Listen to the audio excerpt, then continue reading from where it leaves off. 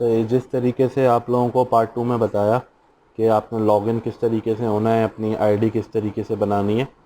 अब जब आप अपना एनआईसी नंबर, रजिस्ट्रेशन नंबर की जगह और पासवर्ड डालेंगे तो ये पेज ओपन हो जाएगा।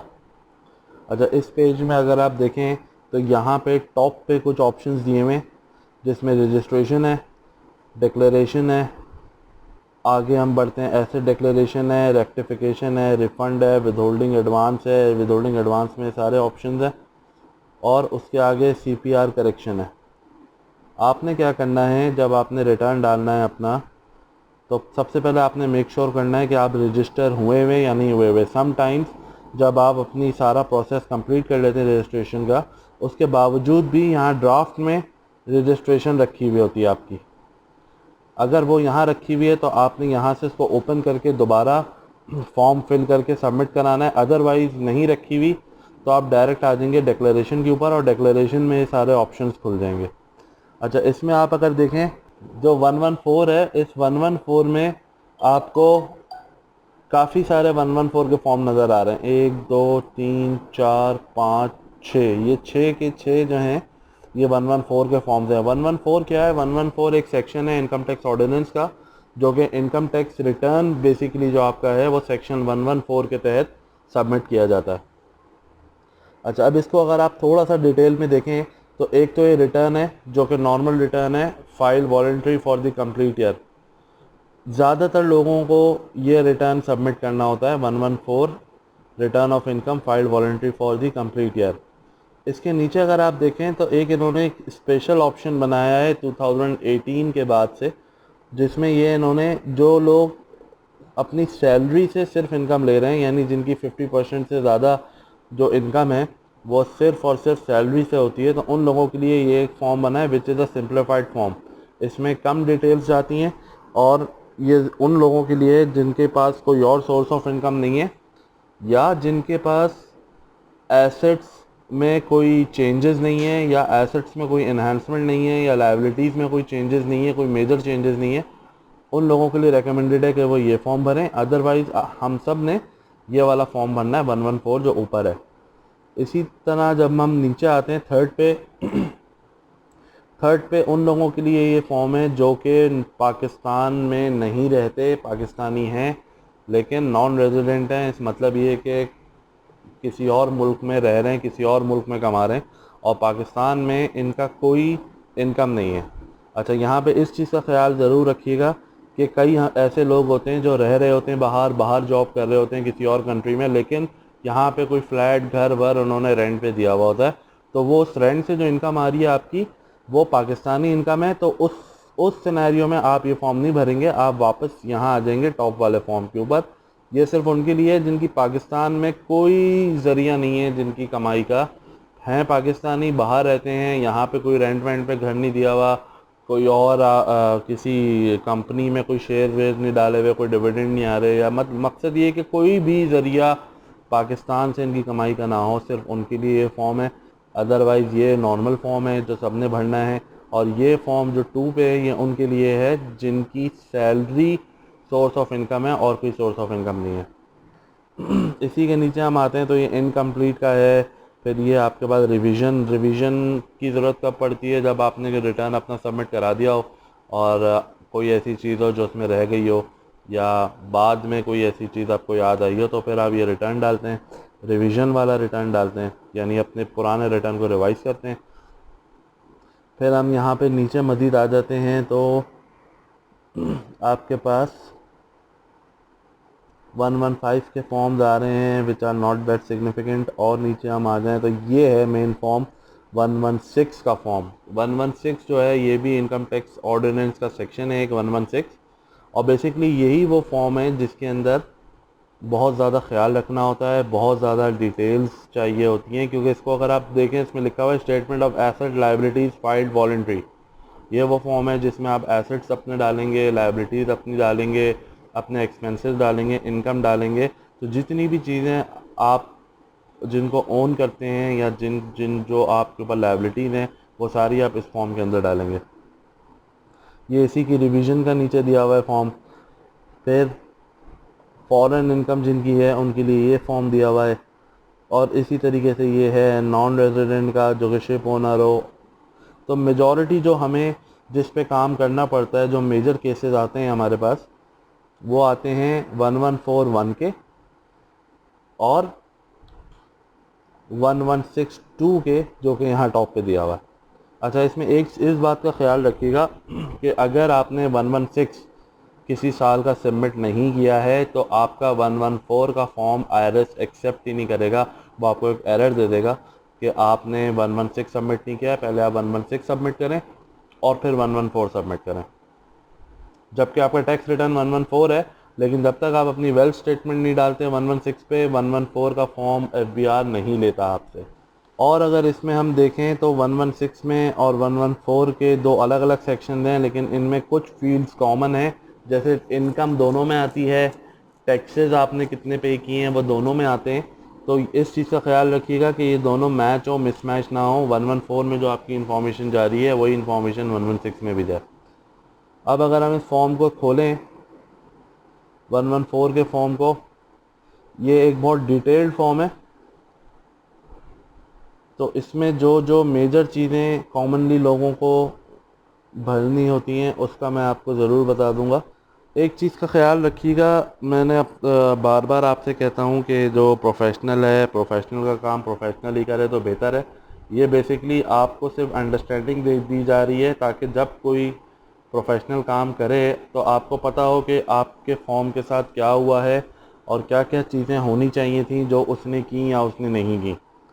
यहाँ पे आप देखें, ये कुछ कोड्स दिए हुए हैं। ये कोड्स बहुत टेक्निकल कोड्स हैं। ये प्रोफेशनल्स को ही यूजुअली पता होते हैं कि किस कोड में क्या डालना है। आप बहुत से बहुत क्या करेंगे, आप ये पढ़ेंगे, यहाँ पे जो डिटेल्स दी हुई हैं, आपकी पे और वेजेस आएंगी, यहाँ पर आप उसको टाइप करके डाल देंगे। कोई अगर आपको एग्जेम्पशन मिलती है वो आप यहाँ डाल देंगे, तो ये ऑटोमेटिकली माइनस करके यहाँ पे अमाउंट ले जाएगा। इसी तरह कोई आप एक्सपेंस करते हैं जो रीइंबर्स कराते हैं अपने ऑर्गेनाइजेशन से, उसकी डिटेल्स यहाँ पे आ जाएंगी। प्रॉपर्टी के जब हम टैब में जाते हैं तो प्रॉपर्टी में ये रेंटल इनकम है, रेंट आप कितना ले रहे हैं साल का, वो इधर आ जाएगा। ठीक है जी। इसके बाद 1/10 अमाउंट नॉट एडजस्टेबल, वो यहाँ आ जाएगी। फिर जिन लोगों के बिजनेसेस हैं वो इस टैब को भरेंगे और ये बहुत डिटेल्ड है। इसमें पूरी इनकम स्टेटमेंट, बैलेंस शीट से रिलेटेड इनका डाटा आता है। तो फ़िलहाल हम इसको नहीं छेड़ते हैं।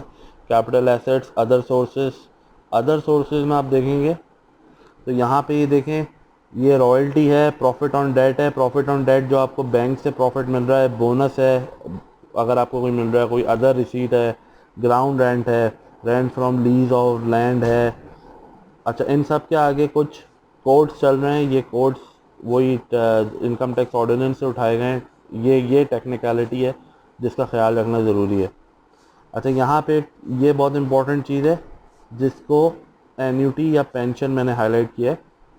ये पेंशन बेसिकली लोगों को ये मिसकंसेप्शन है कि जो पेंशनर हो गया वो, क्योंकि पेंशन टैक्सेबल नहीं होती तो वो उसको रिटर्न नहीं डालना। रिटर्न उसने भी डालना है, लेकिन वो यहाँ पे अपनी पेंशन की अमाउंट डालेगा और वो पूरी की पूरी अमाउंट यहाँ पे एग्जेम्प्ट कर देगा क्योंकि पेंशन नॉन टैक्सेबल है।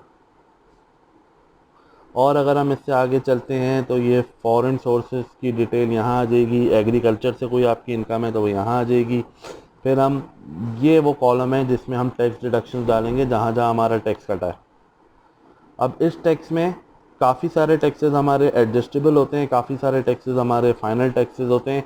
इसकी क्लासिफिकेशन भी जो है वो कोई कंसल्टेंट, चार्टर्ड अकाउंटेंट या कोई प्रोफेशनली कर पाएगा। आप लोगों के लिए शायद मुश्किल हो इसकी क्लासिफिकेशन करना, लेकिन मैं फिर भी आपको ये दोनों मेजर दिखा देता हूँ। ये इंपोर्ट्स पे जो आपके टैक्स कटते हैं वो एडजस्टेबल हैं। सैलरी, अब सैलरी में आप अगर देखें तो सैलरी में 4 कॉलम्स हैं और इन चारों कॉलम्स के आगे कोड्स अलग अलग हैं। तो आपको इस चीज़ में थोड़ी सी परेशानी हो सकती है कि मेरा कौन से कोड में जाना चाहिए। ये फिर वही वाली बात है कि प्रोफेशनल ज़्यादा बेहतर समझेगा। कितना टैक्स कटा है वो आप यहाँ पे शो करेंगे टैक्स कलेक्टेड के कॉलम के अंदर। और अगर हम इसको फर्दर देख लें, 153 है, 153 सेक्शन और इनकम टैक्स ऑर्डिनेंस का, इसके खुद 3 सब सेक्शन हैं, 153, 1A, 1B, 1C। तो वो भी थोड़ी सी टेक्निकलिटी आ जाती है। 151A अलग चीज़ों पे लग रहा होता है, 151B अलग चीज़ों पे लग रहा होता है। फिर ये कैश विड्रॉवल्स, ये एक बहुत कॉमन है। जब हम विड्रॉल करते हैं बैंक से, उस पर कितना टैक्स कटा, बैंकिंग ट्रांजैक्शन से कितना टैक्स कटा, वो ये आ गया 231A। आपने जब अपनी गाड़ी रजिस्टर कराई उस टाइम क्या आ गया, वो यहाँ पे इसकी डिटेल आएंगी सारी, यहाँ पे टैक्स डिडक्शन आएंगी। और कुछ कॉलम्स आप देख रहे हैं ये ब्लू हैं। ब्लू का मतलब ये है कि यहाँ पे आप डायरेक्ट डिटेल टाइप नहीं कर सकते, आपको ये प्लस से ये खोलना पड़ेगा, यहाँ पे कंटेंट लिखना पड़ेगा, और उसके बाद ये आपको वाइट होके ओपन हो जाएगा कि आप इसमें वैल्यू डाल सकें। और आगे चलें तो ये प्राइवेट व्हीकल का टैक्स है, आपकी इलेक्ट्रिसिटी बिल पे टैक्सेस हैं। तो ये सारी वो डिटेल्स हैं जहाँ जहाँ आपका टैक्स कट सकता है, और वो टैक्स अगर एडजस्टेबल होगा तो वो इस कॉलम में आएगा। फर्दर हम अगर इसमें चलें तो फाइनल टैक्स है। फाइनल टैक्स में, फाइनल और एडजस्टेबल टैक्स में फ़र्क ये होता है कि फ़ाइनल टैक्स आपका एक दफ़ा कट गया तो वो कट गया, आप उसको किसी और जगह पे एडजस्ट नहीं करा सकते। लेकिन एडजस्टेबल टैक्स जो होता है वो आपकी कहीं पे अगर फाइनल टैक्स की लायबिलिटी बन रही हो तो उस टैक्स लायबिलिटी को रिड्यूस कर देता है। यानी कि वो ऐसा टैक्स है जो कि आप किसी और जगह पे जहाँ टैक्स कट रहा है वहाँ पे उसको एडजस्ट करवा सकते हैं।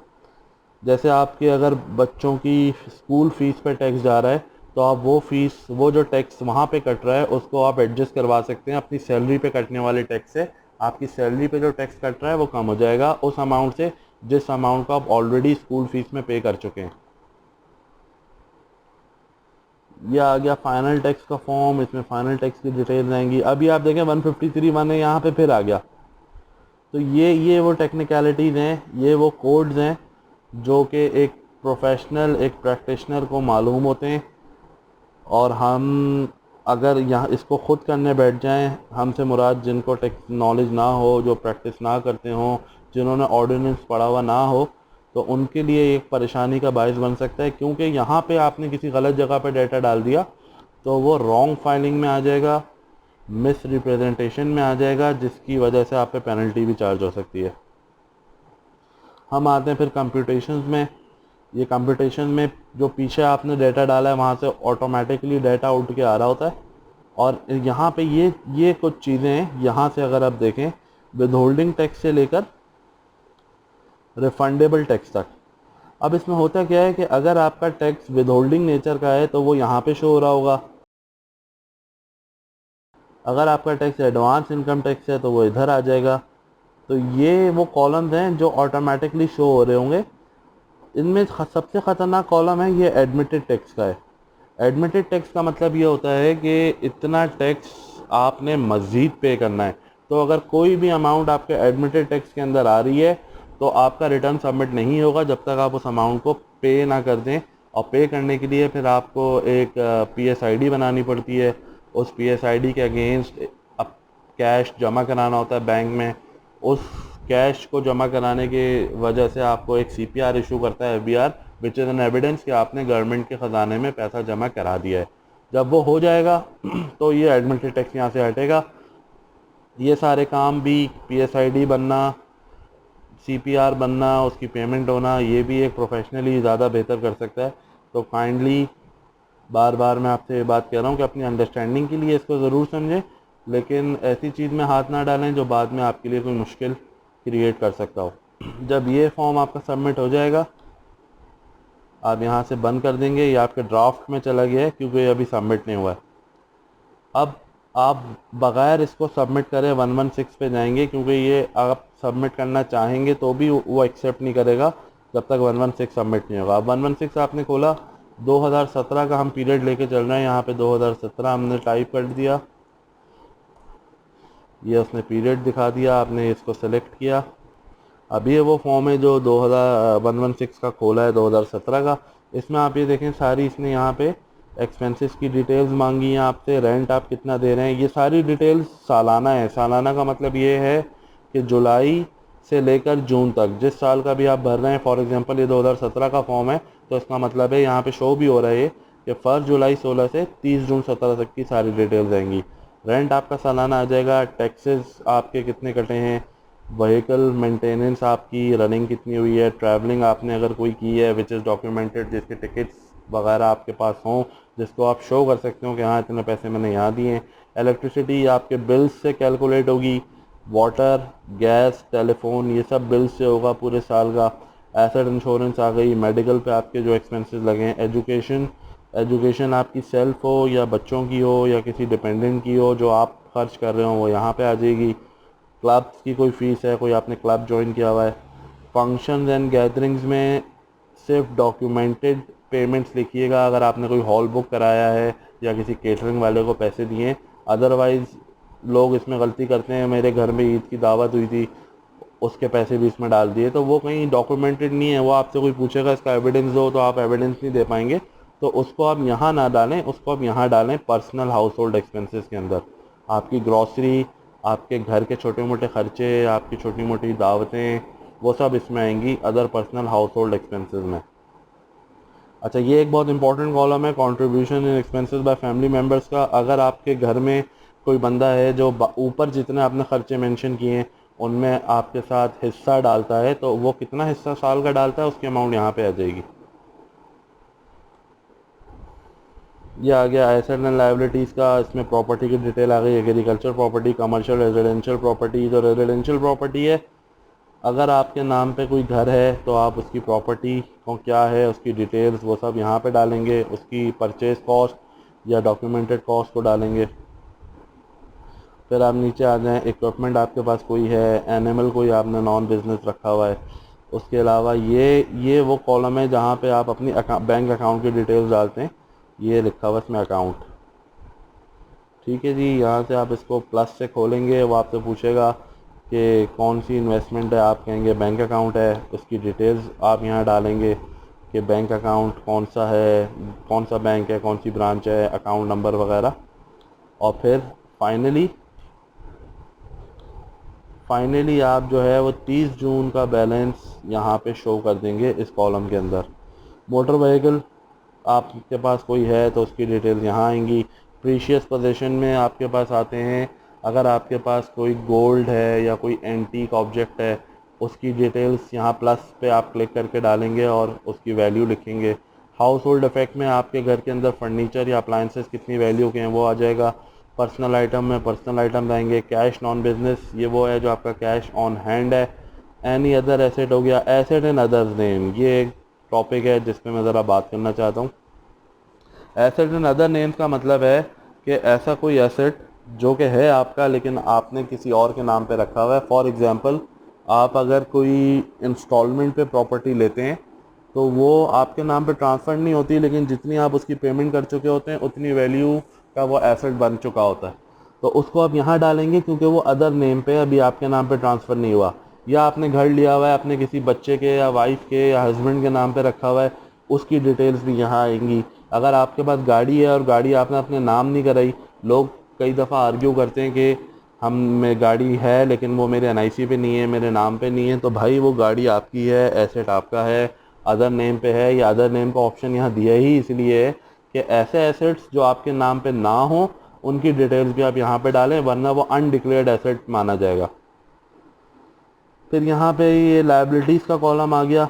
आपने कोई जो आपने पे करना है, अगर हम इंस्टॉलमेंट की बात करें, आपने यहाँ पे शो किया 25 लाख का मेरा एसेट है, 10 लाख अगर उसके रह गए तो वो आप यहाँ पे डाल देंगे कि 10 लाख उसके अभी पेएबल हैं, तो वो ऑटोमेटिकली कट के 15 लाख का एसेट आपका क्रिएट हो जाएगा। या आपने किसी इंसान से बोरो किए पैसे, या कई लोगों की बीसी वगैरह खुलती है, तो वो बीसी अगर आपकी 2 लाख की खुली, आपके हैंड में 2 लाख कैश होगा उस वक्त, आप यहाँ कैश डालेंगे 2 लाख और यहाँ पे उसको लायबिलिटी के तौर पे शो कर देंगे, क्योंकि बीसी में भी आपको हर महीने पैसे देने हैं, वो आपके ऊपर एक उधार है, आपके ऊपर एक लायबिलिटी है।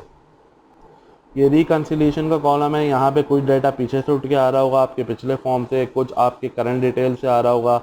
ये वो इनकम की डिटेल्स हैं जो आपने 114 के साथ मैच करनी होंगी।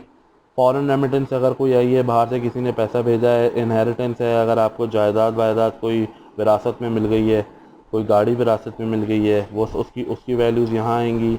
गिफ्ट्स हैं। अच्छा, गिफ्ट्स के लिए याद रखिएगा कि गिफ्ट बगैर गिफ्ट डीड के आप गिफ्ट की वैल्यू यहाँ नहीं डाल सकते। आपको लीगल पेपर के ऊपर कोर्ट से अप्रूव जो है वो एक गिफ्ट डीड बनानी पड़ती है अगर आपने किसी चीज़ को गिफ्ट में शो करना है। हाँ, लेकिन अगर आपका ब्लड रिलेटिव है, फॉर एग्जांपल वाइफ है या बेटा है या बेटे ने बाप को गिफ्ट किया है, उसके लिए गिफ्ट डीड की ज़रूरत नहीं होगी। लाहौर हाई कोर्ट का इस पर डिसीजन आ चुका है। लेकिन अगर कोई ब्लड रिलेटिव नहीं है, उससे अगर आपको कोई चीज़ गिफ्ट मिल रही है तो आपको उसके लिए गिफ्ट डीड चाहिए और वो लीगल डॉक्यूमेंट चाहिए होगा इसकी सपोर्ट में। आगे हम अगर देखें, पर्सनल एक्सपेंसेस आ गए आपके, ये पीछे से उठ के आ रहे होंगे जो आपने पहले फॉर्म में डाटा डाला है। यहाँ पे एक अनरिकनसाइल्ड अमाउंट आ रही होगी। अगर कहीं पे कोई मिसमैच है तो उसको भी जाहिर से कंसल्टेंट और चार्टर्ड अकाउंटेंट या कोई प्रैक्टिशनर जो है वो बेहतर समझता है कि मैं इस अनरिकनसाइल्ड अमाउंट को रिकनसाइल कैसे करूँ। तो वो भी आप कोशिश करें कि प्रोफेशनल का काम प्रोफेशनल को करने दें। ऐसे transferred sold gifted during the year, इसकी वैल्यू यहाँ पे आ जाएगी। या आपका अगर ये जब आपका फॉर्म सबमिट हो जाएगा अनरिकनफाइल्ड अमाउंट ज़ीरो हो जाएगी। आप वेरिफिकेशन पे जाएंगे, वेरिफिकेशन पे ऑलरेडी आपका नाम NIC शो हो रहा होगा। जब आपका पासवर्ड बनता है, एक 4 डिजिट का पिन नंबर FBR आपको देता है, वो यहाँ डालेंगे, वेरीफाई करेंगे, सबमिट दबाएंगे तो ये आपका फॉर्म सबमिट हो जाएगा। जब ये फॉर्म सबमिट हो जाएगा, अब आपको अलाउ है कि आप 114 सबमिट कर सकें। आप इसको बंद करेंगे, ये ऑटोमेटिकली यहाँ से उठ के कंप्लीटेड टास्क के अंदर चला जाएगा। 114 फिर आप खोलेंगे जिसका डाटा आप ऑलरेडी डाल चुके होंगे। 114 के वेरिफिकेशन में जाएंगे, उसी तरीके से पिन वेरीफाई करेंगे और इसको सबमिट करेंगे।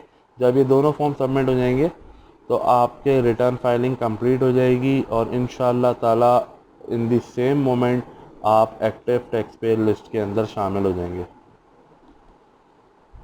तो उम्मीद है कि काफ़ी सारी इसमें कन्फ्यूजन आपको क्लियर हुई होंगी। बाकी आपके अगर फर्दर कोई सवाल हैं तो इस वीडियो के नीचे जो कमेंट बॉक्स है उसमें कमेंट कर सकते हैं, आप इनबॉक्स कर सकते हैं। आपको एक नंबर भी प्रोवाइड किया गया होगा इस पेज के ऊपर, आप वहां से डिटेल्स ले सकते हैं।